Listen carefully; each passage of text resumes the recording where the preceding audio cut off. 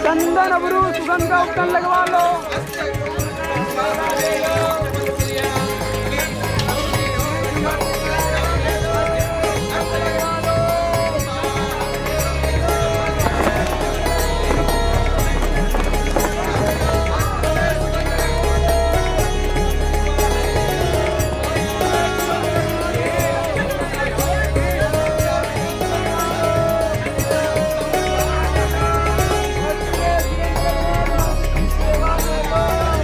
क्या देख रहे हो श्रेष्ठी? वंदे श्रेष्ठी। वंदे। परम भागवत गुप्त वंश का गरुड़ ध्वज।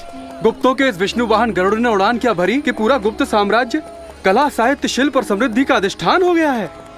राजधर्मी कला धर्मी हो जाए तो यही परिणाम होता है। परम भट्टारक राजाधिराज समुद्रगुप्त कवियों में भी सम्राट थे, बेजोड़ वीणावादक थे। आपने कुमारामात्य हरिसेन द्वारा लिखी परम भट्टारक समुद्रगुप्त की प्रशस्ति तो सुनी ही होगी। राजा की प्रशस्ति एक व्यापारी ना सुने और दूसरों को ना सुनाए, ऐसा हो सकता है? पर परम भट्टारक समुद्रगुप्त पराक्रम और कला में प्रशस्ति से कहीं बड़े थे। और कवि हरिसेन भी असाधारण अमात्य थे, इसीलिए तो उन्हें अमात्यों में विशेष स्थान और सम्मान दिया गया और कहा गया कुमार अमात्य। और कवि हरिसेन महाराज समुद्रगुप्त के युद्ध और शांति के मंत्री भी तो थे। संधि विग्रहिक प्रशस्ति में उन्होंने स्वयं को संधि विग्रहिक कहा है। और दंड नायक भी। अब मुझे विश्वास हुआ कि आपने प्रशस्ति पढ़ी है। वरना यहाँ तो लोग बिना पढ़े और सुने ही राजा के प्रशस्ति की प्रशंसा करते हैं, खासकर व्यापारी लोग। ऐसे कवि हृदय परम भट्टारक समुद्रगुप्त के पुत्र परम भट्टारक चंद्रगुप्त विक्रमादित्य को संगीत साहित्य कला का व्यसन है। एक और मंत्री परिषद, दूसरी ओर काव्य कला परिषद। उज्जैन तो गुप्तों की कला राजधानी बन गई है। राष्ट्र में स्थिरता शांति और समृद्धि हो तो कला की भी वृद्धि होती है। राष्ट्र की समृद्धि का एक और कारण भी है श्रेष्ठी। गुप्त वंश ने शासन का विकेंद्रीकरण भी कर दिया है। वैशाली, नागर, तीर में तो गुप्त शासन के नए मुख्यालय भी बन गए हैं। अतीत में सिर्फ सम्राट राजसेवकों की नियुक्ति करते थे, अब प्रादेशिक अधिकारियों को भी अपने सहायकों की नियुक्ति करने का अधिकार गुप्त वंश ने दे दिया है। अब परम भट्टारक ही राजस्थानीय नियुक्त करते हैं और राजस्थानीय अपने सहायक राजसेवकों की नियुक्ति कर सकते हैं। राजस्थानीय जो शासन के लिए राजा का स्थान ले। आमतौर पर राजस्थानीय राजकुमार ही होते हैं, जिन्हें परम भट्टारक राज्यपाल के तौर पर नियुक्त करते हैं। पर तब तो केंद्रीय और राजस्थानीय शासन में बड़ा अंतर होता होगा।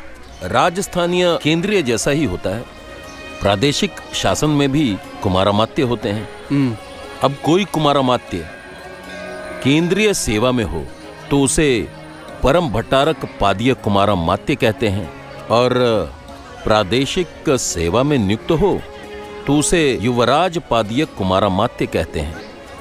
कई केंद्रीय और प्रादेशिक अधिकारियों के नाम भी तो समान हैं। तुम्हें नहीं लगता कि पहले की तुलना में गुप्त साम्राज्य में नाम बड़े भारी भारी और जटिल हो गए हैं? सिर्फ भारी भारी, ऐसे भारी कि उनसे मिलने से पहले ही आदमी डर जाए। अतीत के राजा अब परम भट्टारक राजाधिराज, दंडनायक अब महादंडनायक, अश्वपति अब महाअश्वपति, बलाधिकृत अब महाबलाधिकृत, अक्षपटलिक अब महाअक्षपटलिक, सारे लोक सेवक अब महा हो गए हैं। वैसे भी ये राज सेवक कब महा नहीं थे? पहले छिपे छिपे थे, अब खुले खुले महा हो गए हैं। अब राज सेवा भी वंशगत होती जा रही है। पहले से ज्यादा अन्वय प्राप्त सचिव्य, यानी वंशगत राज सेवकों के लिए सम्मानजनक शब्द। कुमारामात्य हरिशेन के पिता ध्रुव भूति भी पहले खाद्य तपाकिक और महादंडनायक थे। खाद्य तपाकिक? राजा की रसोई का अधिकारी। अब रसोई मुख्य कहें तो अच्छा नहीं लगेगा ना। अब शाह वीरसेन भी तो परम भट्टारक चंद्रगुप्त विक्रमादित्य के संधि विग्रहक हैं और अन्वय प्राप्त सचिव। पर श्रेष्ठी, अन्वय प्राप्त सचिव्य वंशानुगत श्रेष्ठ गुणों का सम्मान और श्रेष्ठता का पुरस्कार भी होता है। कोई भी अयोग्य अमात्य यह सम्मान नहीं पा सकता। गुप्त शासन में योग्यता ही राज सेवा का आधार है। इसलिए गुप्त वंश ने एक व्यक्ति एक पद की व्यवस्था समाप्त कर दी। अब एक व्यक्ति के पास कई पद हो सकते हैं। पर परम भट्टारक को भी अपनी मनमानी करने की स्वतंत्रता नहीं है। उन्हें भी मंत्री परिषद के बहुमत से ही निर्णय लेने होते हैं। ये गुप्त वंश की नहीं, भारत की वैदिक काल से चली आ रही विशेषता है श्रेष्ठ। दूसरे नगरों के बारे में तो नहीं, पर पाटलिपुत्र के बारे में अनुभव से कह सकता हूँ कि पाटलिपुत्र में कदम रखो नहीं कि राजनीति का अध्याय शुरू हो जाता है। पाटलिपुत्र में साम्राज्य मिल सकता है, निर्माण नहीं। चलो पाटलिपुत्र का कर दे दे।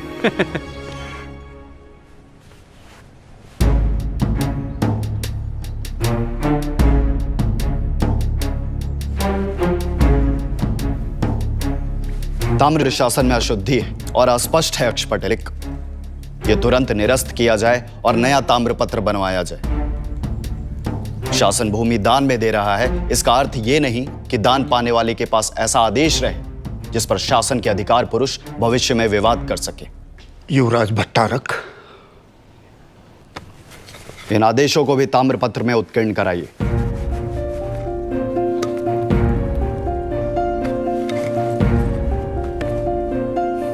याज्ञवल्क्य का स्पष्ट आदेश है कि भूमि दान या भेंट देते समय या कोई भी स्थायी अनुबंध करते समय राजा भविष्य के सम्राट की सूचना के लिए दान या भेंट की शर्तों को लिखकर वचनबद्ध हो। राजा कपास के पट या ताम्रपत्र पर अपने पिता से पहले की 3 पीढ़ियों की वंशावली और जिसे दान या भेंट दी जा रही है उसकी भी उसी प्रकार वंशावली। दान या भेंट की मात्रा, भूमि के चारों ओर की सीमा, अपनी मुद्रा, हस्ताक्षर और दान की तारीख को लिखकर अनुबंध को स्थायी करें। यदि ताम्रपत्र में यह विवरण नहीं है तो क्षमा युवराज भट्टारक। युवराज भट्टारक, सेनापति अम्रकारद्व उपस्थित हैं। आज पुराने ताम्रपत्र देख रहा था, उसमें परम भट्टारक रामगुप्त का दान पत्र मिला। गुप्त शासन ने मंदिरों और बौद्ध विहारों के लिए बहुत भूमि दान में दी है युवराज भट्टारक। ऐसे कई दान पत्र मिलेंगे। आर्य हरिशेन की प्रशस्ति पत्र की प्रतिलिपि भी अचानक हाथ लग गई। प्रशस्ति के 4थे श्लोक में लिखा है कि परम भट्टारक समुद्रगुप्त की नियुक्ति की घोषणा पर दूसरे राजपुत्रों के चेहरे गिर गए। परम भागवत महाराज चंद्रगुप्त ने अपने बड़े बेटे काचदेव की जगह महाराज समुद्रगुप्त को क्यों चुना? मैं नहीं जानता युवराज भट्टारक। क्या गुप्त वंश का साम्राज्य भी छल प्रपंच और हिंसा पर खड़ा है?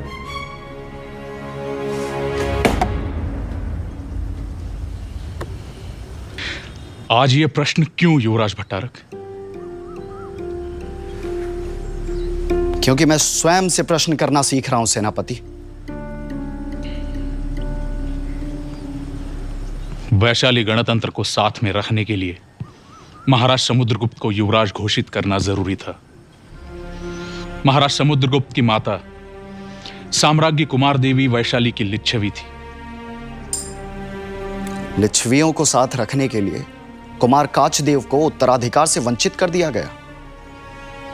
परिवार के लिए व्यक्ति, गांव के लिए परिवार, देश के लिए गांव छोड़ना पड़ता है युवराज भट्टारक। और सच के लिए संसार। तो क्यों गुप्त वंश के हर आलेख से, दान पत्र, दान शासन से रामगुप्त के नाम को हटाया गया?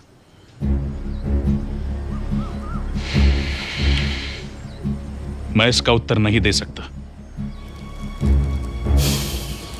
सेनापति, यह प्रश्न मैं परम भागवत सम्राट चंद्रगुप्त विक्रमादित्य से भी पूछ सकता हूं। शायद उन्हें दुख हो, इसलिए मेरे पिता के सबसे पुराने साथी से पूछ रहा हूं।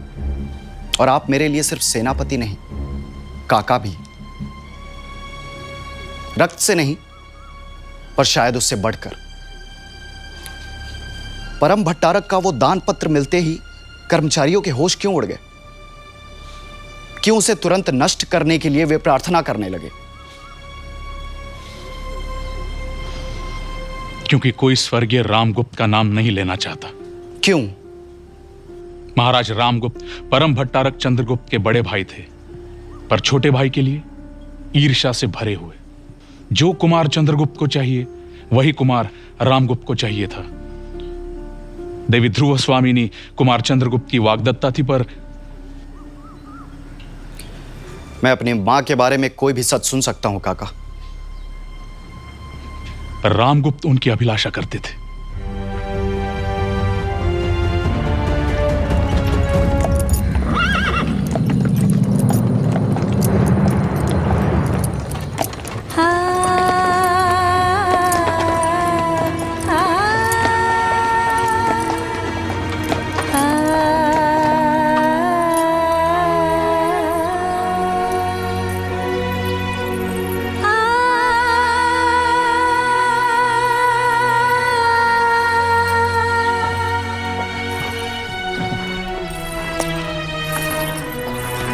देवी प्रणाम।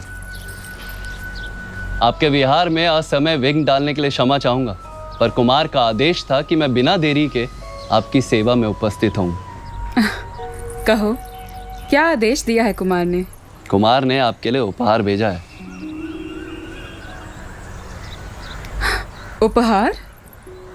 और कहा है कि वे विरह की अग्नि में जल रहे हैं।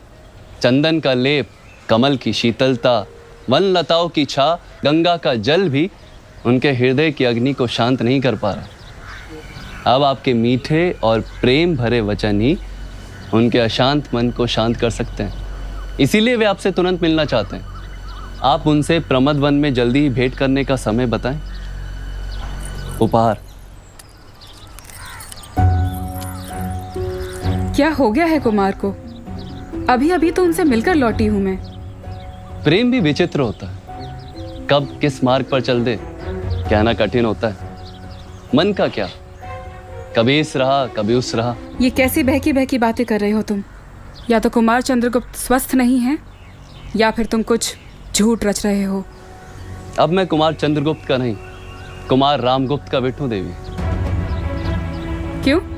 कुमार चंद्रगुप्त ने तुम्हें अपनी सेवा से निकाल दिया? नहीं, मैंने अपना स्वामी बदल लिया। थोड़ी देर पहले ही मैं कुमार रामगुप्त की सेवा में नियुक्त हुआ हूं। नदी की धारा का मीठा पानी समुद्र से मिल जाए तो वो खारा हो जाता है और पीने लायक नहीं रहता। इसलिए बुद्धिमान व्यक्ति को दुष्ट और पतित पुरुषों से संबंध नहीं रखना चाहिए। और कुमार रामगुप्त से कहना कि वो ना सिर्फ मर्यादा का उल्लंघन कर रहे हैं, बल्कि गुप्त वंश को भी कलंकित कर रहे हैं। मन तो करता है इसी समय तुम्हें तुम्हारी उद्दंडता के लिए दंडित करूं, पर तुम कुमार चंद्रगुप्त की सेवा में रहे हो, इसलिए तुम पर दया करके तुम्हें क्षमा करती हूं। और ये रहा तुम्हारी सेवा का पुरस्कार।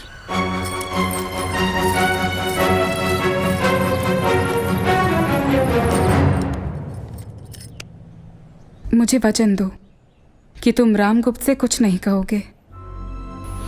मैं तो शांत रह लूंगा, पर रामगुप्त शांत रहेगा।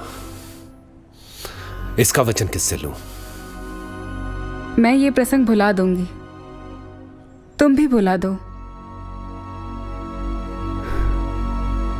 और अब हम इस पर बात नहीं करेंगे। रामगुप्त कुमार चंद्रगुप्त को आहत करने का कोई अवसर नहीं छोड़ते, और एक दिन तो उन्होंने सारी मर्यादाएं तोड़ डाली। जो कहना है सीधे कहिए, आपने मुझे क्यों बुलाया है? तुम ध्रुव स्वामिनी को लेकर इतना गंभीर क्यों हो रहे हो? स्त्री विलास की वस्तु है। कुमार, अब स्त्री के सम्मान के विरुद्ध एक शब्द कहा तो मैं तुम्हारी हत्या करने में संकोच नहीं करूंगा। कुमार,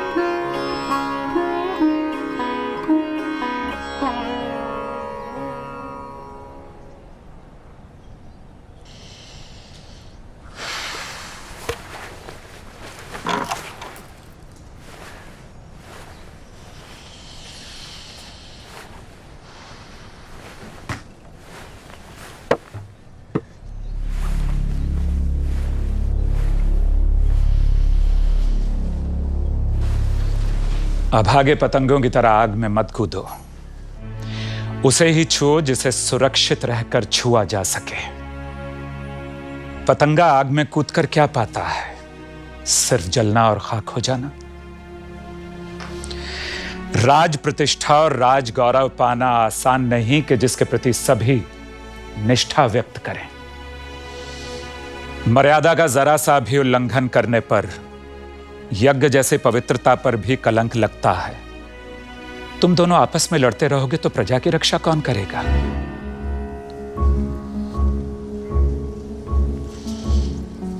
तैयारी करो, मैं तुम दोनों में से किसी एक को जल्दी ही युवराज घोषित करूंगा। परीक्षा सभा लेगी। अस्तु।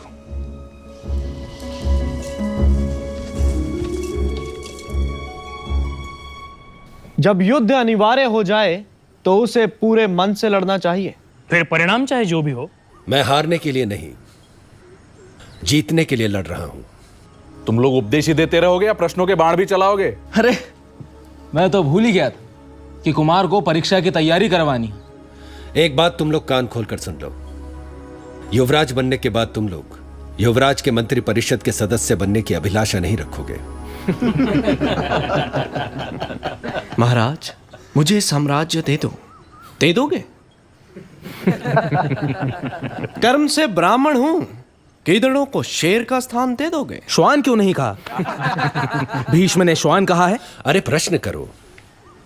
कुमार, सचिव यानी मंत्री। मंत्री किसे बनाना चाहिए?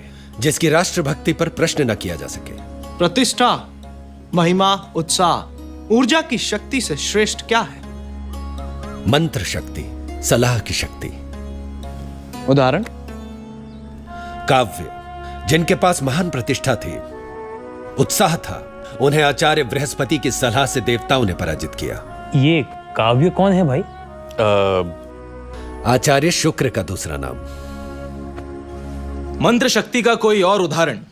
राजनीति शास्त्र में अनभिज्ञ शेर अपनी प्रचंड शक्ति के कारण ही हाथी को मारता है, पर बुद्धिमान और उचित सलाह से संपन्न व्यक्ति ऐसे सैकड़ों शेरों को अपने वश में करने में सफल होता है। मंत्रियों के विरुद्ध क्यों नहीं जाना चाहिए? वह राजा जो अहंकार और मूर्खता के कारण अपने मंत्रियों के विरुद्ध जाता है, शीघ्र ही अपने शत्रुओं को अपने विरोध में पाता है। राजबीज क्या है और उसकी रक्षा क्यों करनी चाहिए? मंत्र बीज या सलाह ही राजबीज है। उसी पर शासन का वृक्ष विकसित होता है। सलाह की रक्षा करनी चाहिए, क्योंकि मंत्रियों की सलाह न मानने से राजा का नाश होता है, जबकि उसकी रक्षा राजा की रक्षा करती है। मति सचिव और कर्म सचिव कौन है?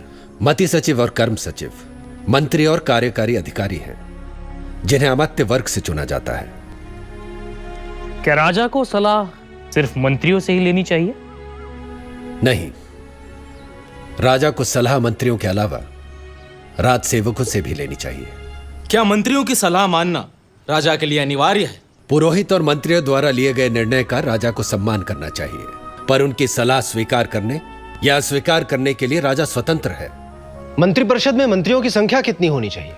मनु के अनुसार 12, बृहस्पति के अनुसार 16, उष्णस के अनुसार 20, परंतु दूसरों के अनुसार गुण और योग्यता के आधार पर अधिक से अधिक मंत्रियों को नियुक्त करना चाहिए। मैं तो उस दिन की प्रतीक्षा कर रहा हूं जिस दिन आपका युवराज अभिषेक होगा और आप अपनी मुद्रा का प्रयोग करेंगे और साथ ही साथ अपने कुमारा मात्र नियुक्त करेंगे।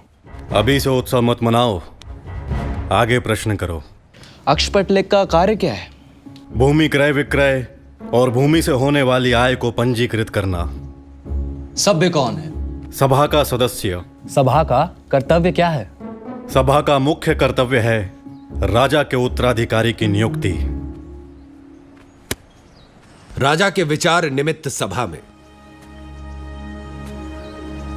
धर्मशास्त्र में पारंगत, कुलीन, सत्यवादी, शत्रु और मित्र को समान दृष्टि से देखने वाले सभ्य के रूप में नियुक्त करने चाहिए।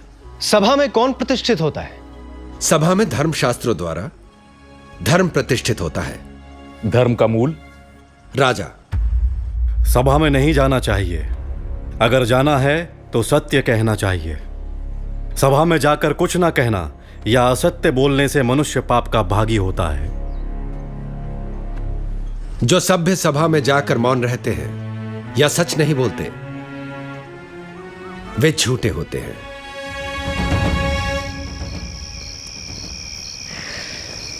दत्ता, कल सभा में जाकर भी मुझे मौन रहना होगा या सच नहीं बोलना होगा।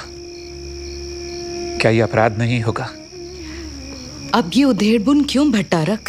क्योंकि मैं जानता हूं कि चंद्रगुप्त रामगुप्त से श्रेष्ठ हैं और सिर्फ ज्ञान की परीक्षा ही तो किसी की योग्यता का आधार नहीं हो सकती। मेरे लिए दोनों समान हैं। रामगुप्त दुष्ट है, अगर सभा ने उसे चुन लिया तो फिर आपने परीक्षा के लिए क्यों कहा? क्योंकि सभा ही मनोनीत करती है उत्तराधिकारी को। तो फिर आप परीक्षा रोक दीजिए। यही दुविधा है दत्ता।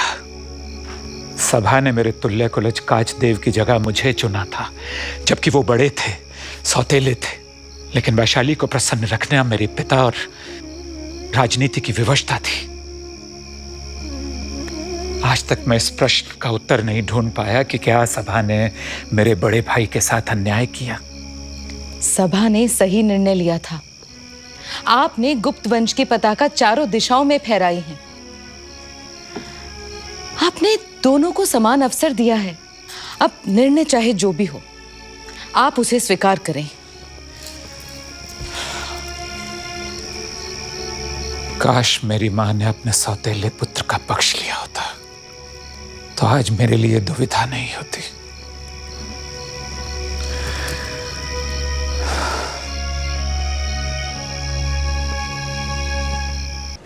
वो सभा नहीं जहां वृद्ध नहीं है।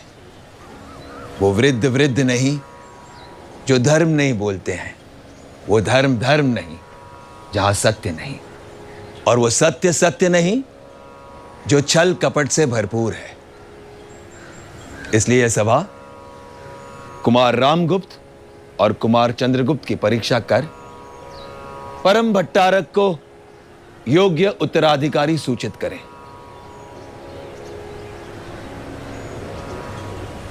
कुमार रामगुप्त, राजा की मुद्रा का उपयोग कौन कर सकता है? प्रांत विभाग। न्यायदान के लिए प्रांत विभाग या न्यायाधीश के कितने सभ्य सहायक होने चाहिए? 7, 5 या 3। अधिकरणिक और अधिकरण मंडप क्या है? नगर के न्यायालय को अधिकरण मंडप कहते हैं और अधिकरण मंडप में अध्यक्षता करने वाले न्याय अधिकारी को अधिकरणिक कहते हैं। कुमार चंद्रगुप्त, सामान्य सैनिकों की टोली को क्या कहते हैं? चाट भट्ट। चाट भट्ट को क्या नहीं करना चाहिए? चाट भट्ट को गांव में प्रवेश कर प्रजा से धन नहीं मांगना चाहिए। क्या वे ऐसा करते हैं? कभी कभी। कुमार रामगुप्त, चाट भट्ट किसके नेतृत्व में काम करते हैं? भट्टपति। भट्टपति किसके नेतृत्व में काम करते हैं? महाबलाधिकृत। महाबलाधिकृत के नेतृत्व में और कौन काम करता है? अश्वपति, महापिलुपति या हस्ते अश्वाध्यक्ष। प्रवीर पुरुष कौन है? कुशल सैनिक। नायक? प्रवीर पुरुषों का व्यूह रचना में नेतृत्व करने वाला सेनाध्यक्ष। कुमार चंद्रगुप्त, प्रशासन के लिए साम्राज्य के कौन कौन से अंग हैं? देश, भुक्ति, विषय, वीथि और ग्राम। भुक्ति क्या है? प्रदेश की इकाई। विषय? जनपद, जिला या मंडल। वीथि? बड़े गांव। देश या भुक्ति का प्रशासनिक अधिकारी कौन? गोप्ता या राज्यपाल। विषय का प्रशासनिक अधिकारी? विषयपति। विषयपति के मुख्यालय को क्या कहते हैं? अधिष्ठान या अधिष्ठानाधिकरणिक। विषयपति किसके द्वारा विषय का प्रशासन करता है? जनपद मंडल द्वारा, जिसे विषय परिषद कहते हैं। कुमार रामगुप्त, विषय परिषद के पदाधिकारी कौन? नगर श्रेष्ठी, सार्थवा, प्रथम कुलिक, प्रथम कायस्थ। नगर श्रेष्ठी कौन? व्यापारिक समाज का प्रतिनिधि और नगर सभा का अध्यक्ष नगर श्रेष्ठी होता है। सार्थवा? वाणिज्य संघ या निकाय का प्रतिनिधि। प्रथम कुलिक? शिल्पी और श्रमिक समाज का प्रतिनिधि। प्रथम कायस्थ? लिपिकों में श्रेष्ठ, जो दस्तावेज लिखने और सुरक्षित रखने में श्रेष्ठ हो। साधु, साधु, साधु। कुमार रामगुप्त, क्या तुम जानते हो कि विषय परिषद विषय के कई कार्य कई पदाधिकारियों को दिए जाते हैं? मैं जानता हूं आर्य। ध्रुवाधिकरणिक किस पदाधिकारी को कहते हैं? कृषि उत्पादन का अधिकारी। अग्रहारिक? मंदिरों, विहारों और ब्राह्मणों को दान दी गई भूमि का अधिकारी। शौल्किक? चुंगी अधिकारी। गौलमिक? वन उत्पाद का अधिकारी। उत्खेटियत? कर विभाग का अधिकारी। कुमार चंद्रगुप्त, भांडागाराधिकृत? कोष का अधिकारी। तलवाटक? रक्षा अधिकारी। अक्षपटलिक? विषय अथवा जिला के भूमि क्रय विक्रय और आय के दस्तावेज रखने वाला अधिकारी। कर्त्र या शास्यत्री? अक्षपटलिक को दस्तावेज का प्रारूप लिखने में सहायता करने वाले अधिकारी। तिविर? विषय प्रशासन के पदाधिकारियों को अनेक प्रकार से सहायता प्रदान करने वाले लिपिक और मुंशी।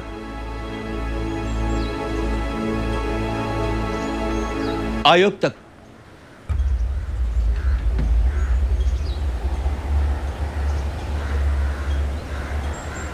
आयुक्तक किसे कहते हैं कुमार चंद्रगुप्त?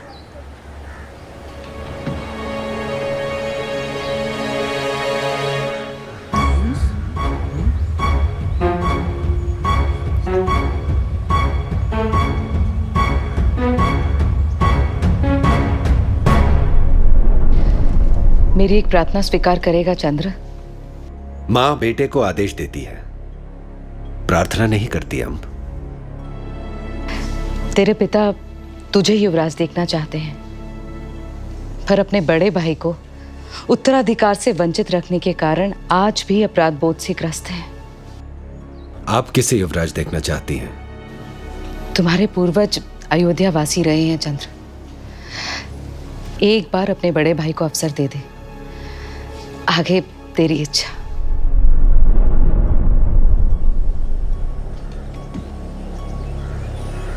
आयुक्तक किसे कहते हैं कुमार चंद्रगुप्त?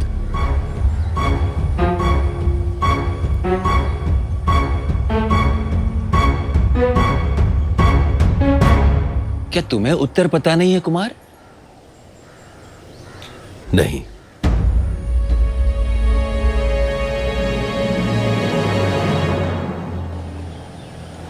कुमार रामगुप्त, आयुक्तक वीथि के प्रशासनिक अधिकारी को कहते हैं, क्योंकि गुप्त साम्राज्य में कई वीथि विषय प्रशासन का हिस्सा हैं। ये सभा कुमार रामगुप्त को युवराज घोषित करती है।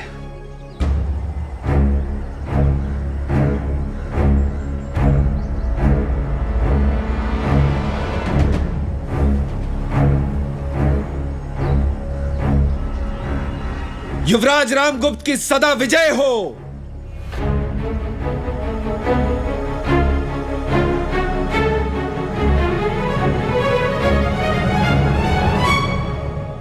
हम तुम्हारे मित्र हैं, मंत्री नहीं, इसलिए हमसे चतुर मंत्रियों की तरह बात मत करो कि तुम्हें आयुक्ता का अर्थ नहीं पता था।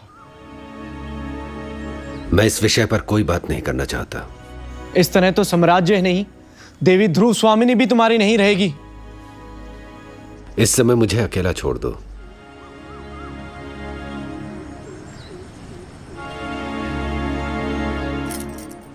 रामगुप्त ने मेरे पिता से मेरा हाथ मांगा है और मेरे पिता रामगुप्त से विवाह कराने को उत्सुक हैं। तुमने अपनी इच्छा नहीं कही। एक पिता, एक युवराज और एक कुमार में से किसे चुनेगा? मगध सम्राट के श्वसुर बनना उनकी इच्छा है, पर मैं तुम्हारा हाथ थामने के लिए तैयार हूं, फिर चाहे जो भी हो। क्या तुम तैयार हो? मैं अपने भाई के विरुद्ध, गुप्त साम्राज्य के विरुद्ध विद्रोह कर कौन सा सुख, कौन सी विजय पाऊंगा ध्रुव?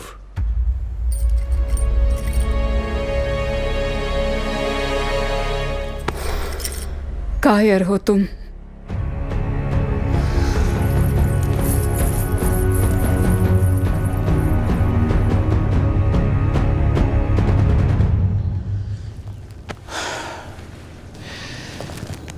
पाटलिपुत्र से दूर जाना चाहते हो, काचदेव की तरह? नहीं,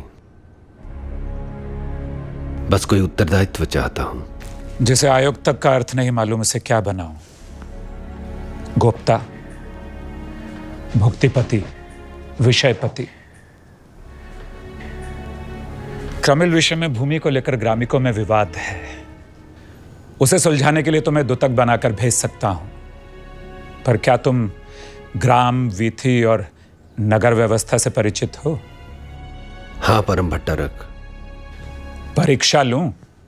यदि असफल हुए तो नहीं भेजूंगा। हां भट्टारक। चलो पहले दुतक का ही अर्थ बता दो।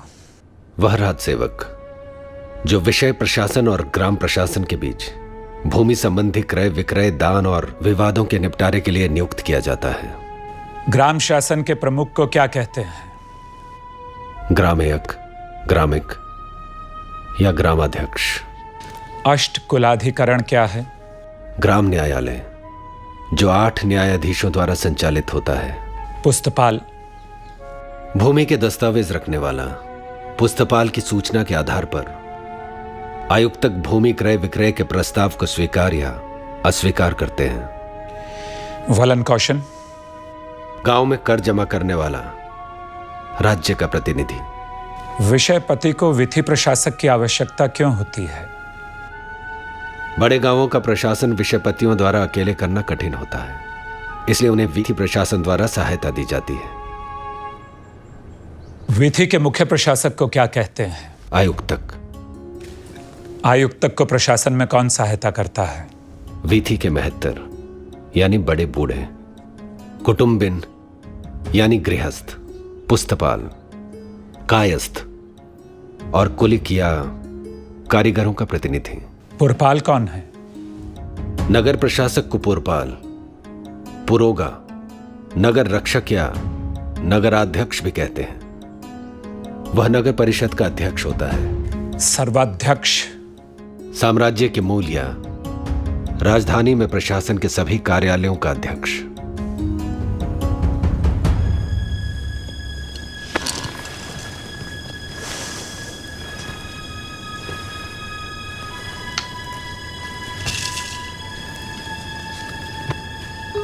तुम्हें सब याद है,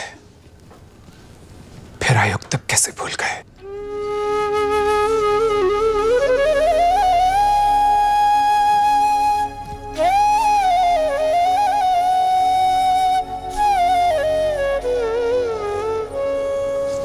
युवराज रामगुप्त और देवी ध्रुव स्वामिनी का विवाह हो गया।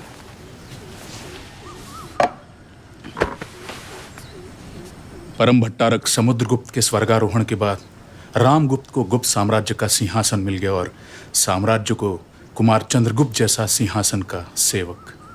एक भुक्ति से दूसरे भुक्ति, एक विषय से दूसरे विषय कुमार चंद्रगुप्त यात्रा करते और प्रजा की छोटी छोटी जरूरतों का भी ध्यान रखते। ब्राह्मणों के पंच महायज्ञ और अग्निहोत्र, मंदिरों के लिए बलि, चरु, गव्य, पुष्प, धूप, मधुपर्क और दीप की व्यवस्था के लिए भूमिदान से लेकर बौद्ध संघों के लिए चीवर, पिंडपात, शयन, आसन और औषधि की चिंता करते। ध्रुव स्वामिनी, क्या है ये? गुप्त साम्राज्ञी को अपनी मुद्रा रखने का अधिकार है, एक बार देख लो। गुप्त साम्राज्ञी को अपनी इच्छा से जीवन जीने का अधिकार है। जिस दिन अपनी दासियों को ये अधिकार दे दो, मुझे ये मुद्रा दे देना। इससे खेल कर जी बहला लूंगी।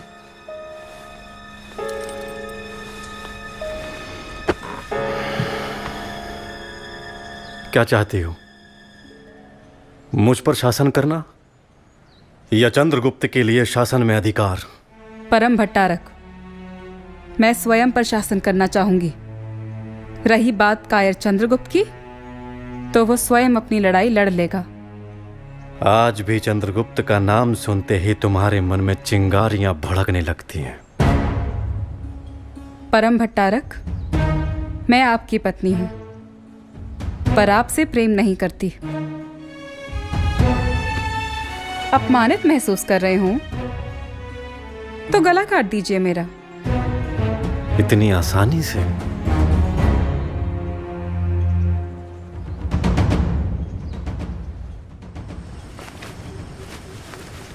मुझसे मित्रता के कारण तुम्हें राज सेवा से वंचित नहीं रहना चाहिए शिखर स्वामी। सभा में जाओ और विजयी हो, इसी में तुम्हारा और मेरा हित है। पर आचार्य कामंदक की सलाह याद रखना, राजा के प्रिय सेवकों का भी सम्मान करना। राजा के विदूषकों को भी कोई अप्रिय बात न कहना, नहीं तो वे भरी सभा में तुम्हें मुरझाने वाले व्यंग्य बाण चलाने से नहीं चूकेंगे।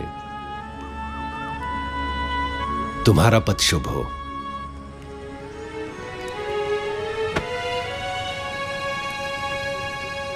दंड पाशाधिकरण क्या है? ये तो हम जैसे विदूषकों को भी पता है। भगवान, दंड पाशिकों का मुख्यालय दंड पाशाधिकरण कहा जाता है। पर ये तो बतलाया नहीं कि दंड पाशिक क्या है। भगवान, अपराधियों को पकड़कर रस्सी से बांधने के कारण रक्षा अधिकारी को दंड पाशिक कहा जाता है। रक्षा अधिकारियों का कोई और नाम भी है शिखर स्वामी? दंडिका और चौरोधारणिक, या चोरों को पकड़ने वाला। तो फिर रक्षिणा क्या है? चोरों, सेंधमारों और अपराधियों को अदालत ले जाने वाले रक्षा अधिकारी को रक्षिणा कहते हैं। महादंड नायक कौन है? रक्षा अधिकारियों का प्रमुख अधिकारी। विनय स्थिति संस्थापक कौन है? विधि नियम की व्याख्या करने वाला और समाज में सिद्धांतों और नैतिक मूल्यों के पालन का ध्यान रखने वाला अधिकारी।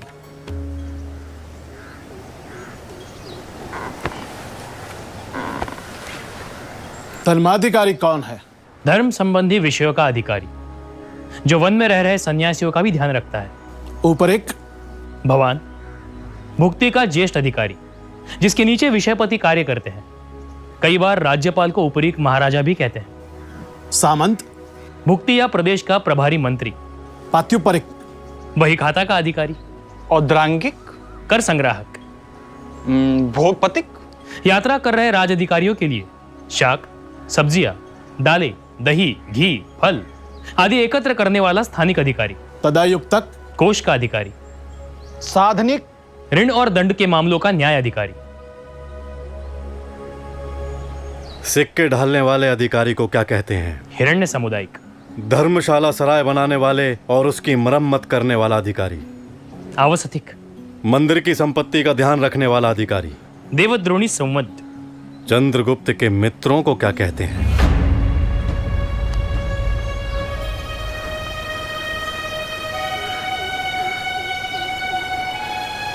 भक्त, राष्ट्रभक्त, राजभक्त,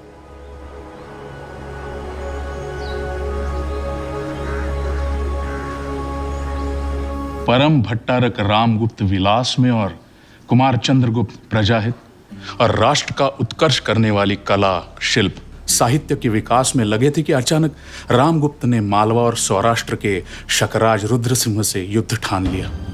कुमार चंद्रगुप्त ने बड़े भाई को बहुत समझाया पर रामगुप्त नहीं माना। युद्ध में रामगुप्त की करारी हार हुई। अपने प्राण बचाने के लिए रामगुप्त ने समझौते का प्रस्ताव भेजा। बदले में शकराज ने देवी ध्रुव स्वामिनी और रामगुप्त के सामंतों की सुंदर स्त्रियां मांगी। रामगुप्त ने यह शर्त स्वीकार कर ली। क्या? हाँ, परम भट्टारक रामगुप्त ने अपने प्राण बचाने के लिए अपने शत्रु को अपनी पत्नी देना स्वीकार कर लिया। ध्रुव देवी स्तब्ध थी। शकराज के पास जाने से पहले उन्होंने कुमार चंद्रगुप्त को बुलाया। स्त्री का अब और कितना अपमान होगा कुमार। शकराज के पास मैं नहीं बल्कि मेरी लाश जाएगी, पर मरना मैं तुम्हारे हाथों चाहूंगी, तुम्हारे नालायक बड़े भाई के हाथों नहीं। आप कहीं नहीं जाएंगी महादेवी। शकराज के पास मैं जाऊंगा, ध्रुव स्वामिनी बनकर।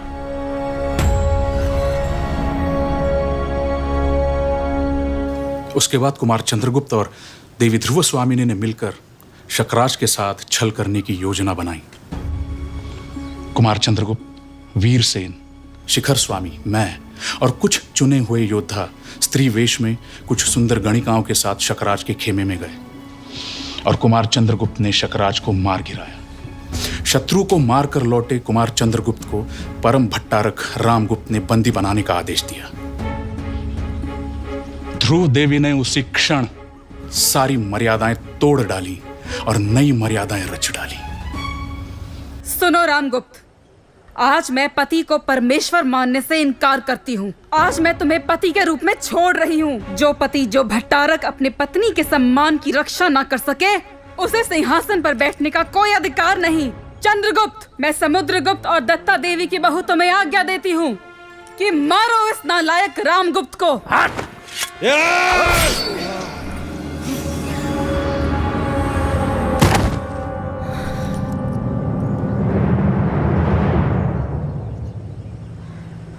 ये स्त्री की स्वतंत्रता का आवाहन था। देवी ध्रुव स्वामिनी ने कुमार चंद्रगुप्त को सिंहासन पर बैठाया और स्त्री की स्वतंत्रता का विरोध करने वाले शास्त्रों को बदल कर रख दिया। धर्माधिकारी, विनय स्थिति संस्थापक और ये सभा सुने।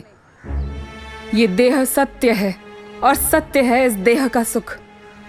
क्यों मैं एक नपुंसक, दुष्ट और गुप्त वंश के कलंक रामगुप्त की विधवा बनकर जीऊं? सिर्फ स्त्री को दंड देने का शास्त्रों को कोई अधिकार नहीं, और यदि शास्त्र ऐसा कहते हैं तो आज से नए शास्त्र लिखे जाएं, या ये राष्ट्र स्त्री के क्रोध को सहने को तैयार रहे। सही कह रही है देवी ध्रुव स्वामिनी। शास्त्र मनुष्य को सुखी बनाने के लिए है, दुखी बनाने के लिए नहीं। आचार्य कौटिल्य और आचार्य पराशर ने स्त्री को यह अधिकार दिया है। देवी ध्रुव स्वामिनी को अपनी इच्छा से अपने पुरुष को चुनने का अधिकार है। जो विरोध में हो वो बोले, वरना यह सभा सहमति दे। मैं सहमत हूं। मैं सहमत हूं। मैं सहमत हूं। मैं सहमत हूं। इस सभा से मेरी एक और प्रार्थना है। कहो बिटिया। जहां कहीं भी रामगुप्त का नाम हो, उसे मिटा दिया जाए।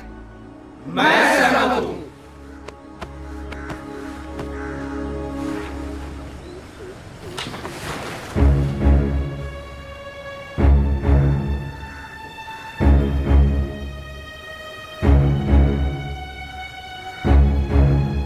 मैं नए सेनापति की घोषणा करता हूं। गुप्त वंश का नया सेनापति अम्रकारद्व है। परम भट्टारक, वो तो बौद्ध है। जिसने भी इस देश में जन्म लिया है वह भारत है।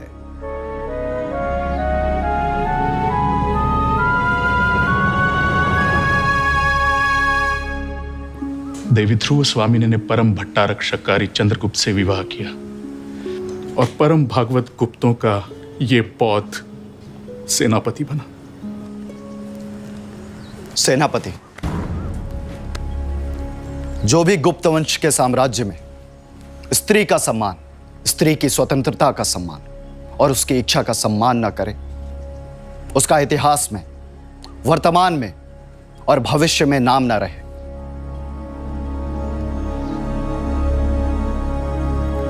गुप्त वंश के शासनकाल ने भारत को अभूतपूर्व सुशासन दिया। सुशासन के कारण भारत में शिक्षा, साहित्य, कला और विज्ञान का ऐसा विकास हुआ जिसने वास्तुकला, शिल्पकला और चित्रकला के न सिर्फ नए मापदंड स्थापित किए, बल्कि कला को भारत में और भारत के बाहर भी नई दिशा दी।